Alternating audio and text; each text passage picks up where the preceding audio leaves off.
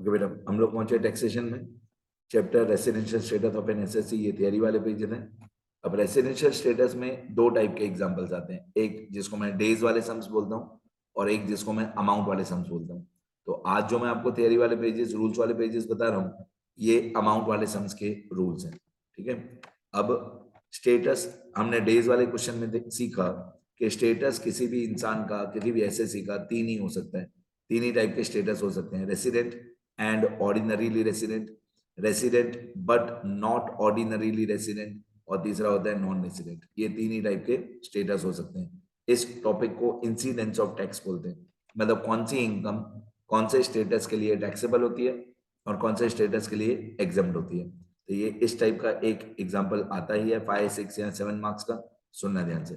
सबसे पहले अगर इनकम रिसीव्ड इन इंडिया हो, income received in India wherever accrued, wherever accrued, मतलब अगर कोई ऐसी इनकम है जो इंडिया में रिसीव हुई है, हमारे एसएससी ने, हमारे एसएससी को या एम्प्लॉय को या वर्कर को जो पैसे मिले हैं वो इंडिया में मिले हैं, रिसीव्ड इन इंडिया।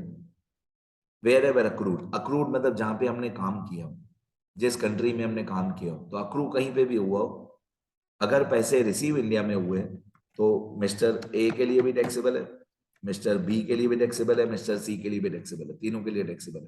तीनों टाइप के स्टेटस के लिए टैक्सेबल है। रेसिडेंट एंड ऑर्डिनरीली रेसिडेंट, इसके लिए भी टैक्सेबल है। Resident but not ordinarily resident, इसके लिए भी टैक्सेबल है।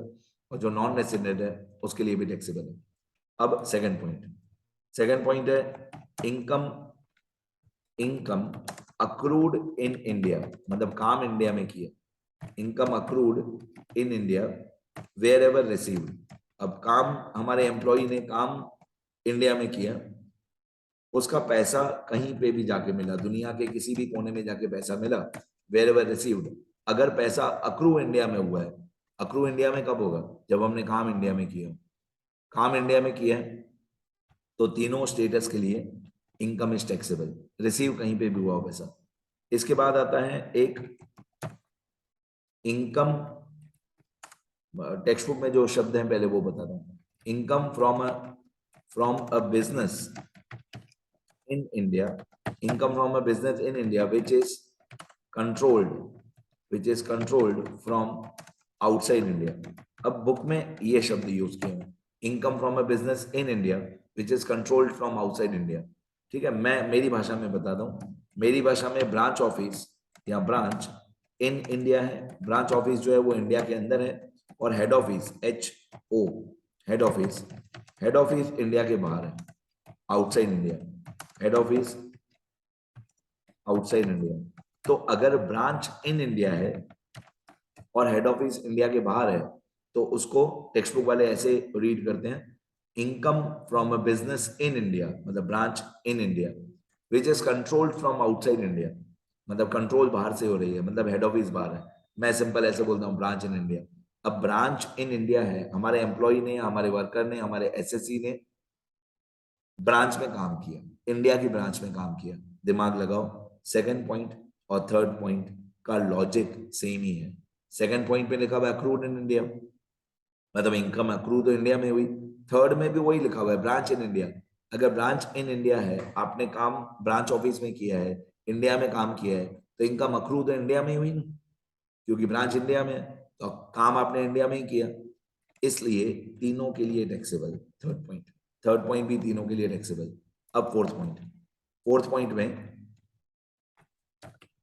फोर्थ पॉइंट में इसका उल्टा कर देंगे, income from a business in India की जगह पे आउटसाइड इंडिया कर देंगे। Income from a business located outside India,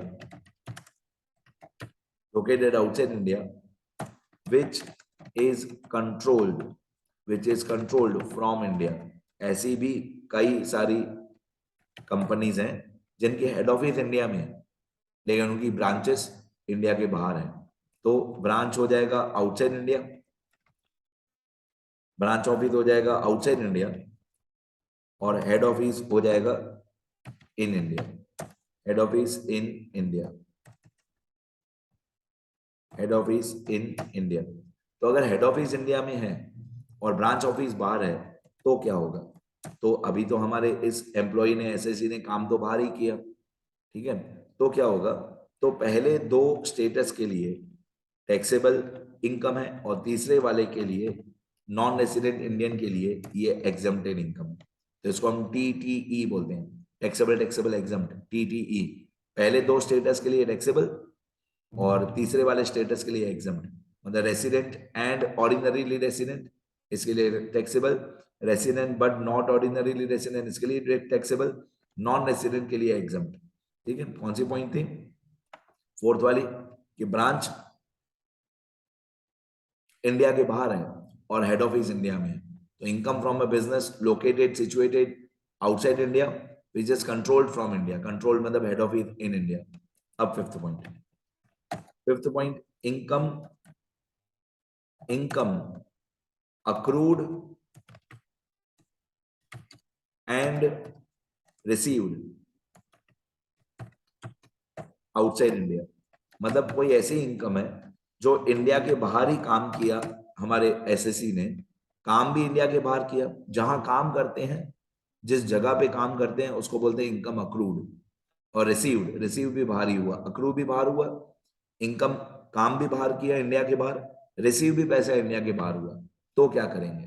तो अगर अक्रूड भी इंडिया के बाहर है, रिसीव भी इंडिया के बाहर है, तो भी पहला वाला आदमी तो मरेगा ही मरेगा।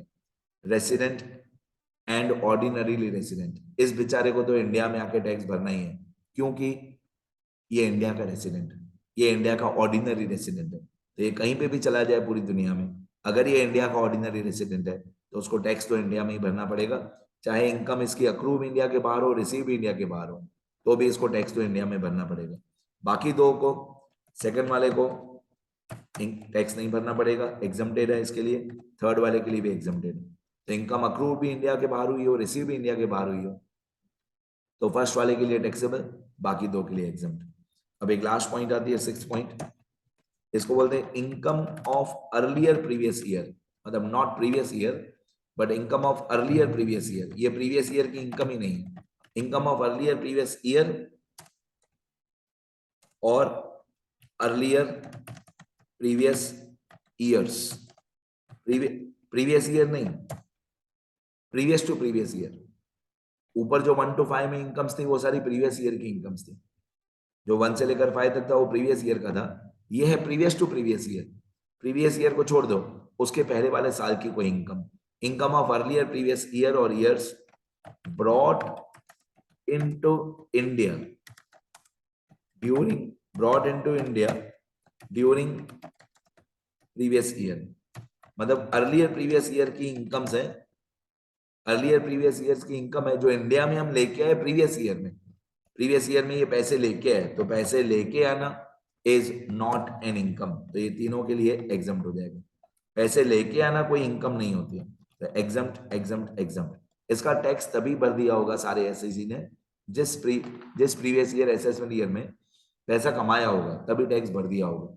ये सिर्फ पैसे इंडिया में लेके आए, तो पैसे इंडिया में लेके आना इज नॉट एन इनकम, सिर्फ पैसे लेके आए, तो तीनों के लिए एग्जम्प्ट। ठीक है, इतना लिखना अच्छे से तैयारी वाले पेजेस में। कोई डाउट हो तो मेरे को कॉल या व्हाट्सएप करना, ये लिखना अच्छे से। मैं एक बार स्क्रॉल कर देता हूँ, 6 पॉइंट लिखना, ये सब एक बार आता ही है एग्जाम में।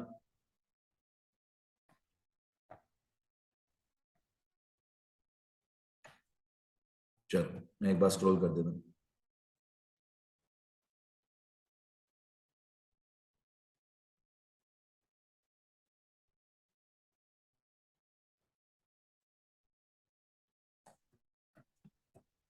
लिखो सब, लिखते रहो बेटा।